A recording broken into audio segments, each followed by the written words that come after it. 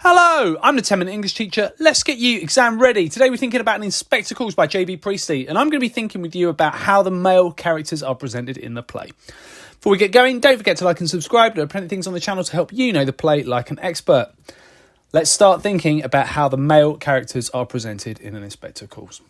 And here they are, the male characters. We've got Mr. Birling, we've got Gerald Croft, who's engaged to his daughter Sheila, we've got Eric Birling, his son, and we've got the inspector who comes to speak to the family and Gerald about the death of a girl called Eva Smith. They are the male characters in the play. Now let's have a little bit of a think about each of them. We've got Mr. Birling. Now, he is a very, very discontented and unhappy man. He knows his wife has married beneath her.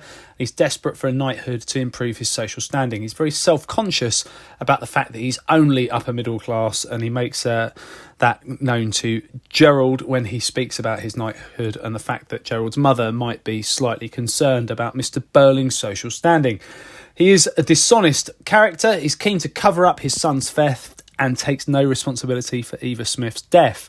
He doesn't really have very much responsibility, and he uses his position to try and, in society, his social standing, to try and influence others. We see that with the inspector, where he tries to intimidate him.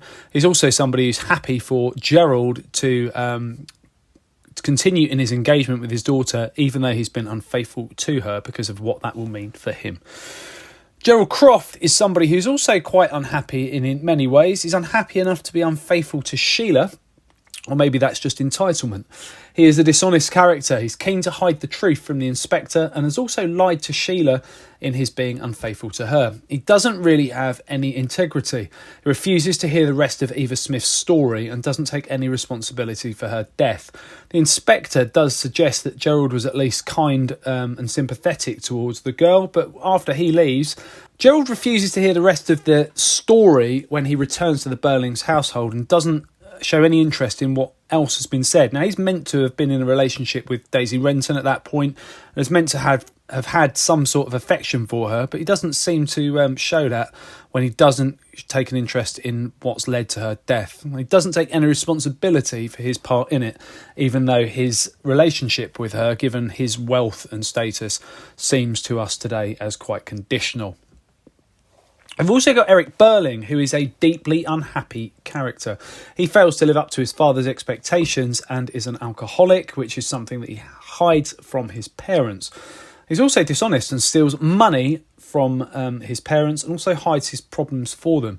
He says that his father isn't the sort of person a chap can go to, but ultimately that's simply not good enough when we accept and understand the fact that he has attacked Eva Smith. So he attacks her, steals money, and he buys into his father's denial of responsibility at the end of the play. One character who does have integrity is the inspector. He's not intimidated by the power and influence of the Birlings and is only interested in justice for Eva Smith. He is very unhappy with inequality in society and is driven by that idea of justice for the girl who's died.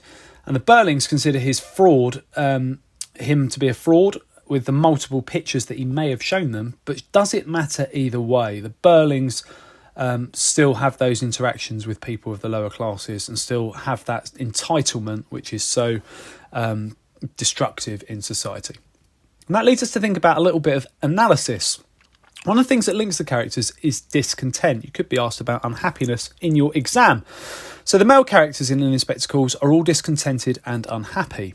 Priestley presents us with affluent and powerful male characters who are unfulfilled as a means to communicate the idea that a class-based society benefits none. Ultimately, the rich are miserable. We've also got the idea that patriarchy is something that might affect the characters also. So Eric's self-loathing and violence, if we deem his attack on Eva Smith to be so as it is, that can be seen as a symptom of his gender role and of toxic masculinity. If you want to take it further, can you explain in your own words why each of the male characters are discontented in In Spectacles? Can you also explain what ideas about society are communicated by Priestley in his use of each of the male characters?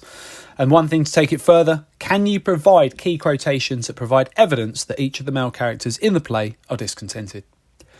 Okay, check out the other videos on my channel. I'll continue to add content. Feel free to ask something you'd like to see me cover in the comments section. Don't forget to like and subscribe and share, and keep revising.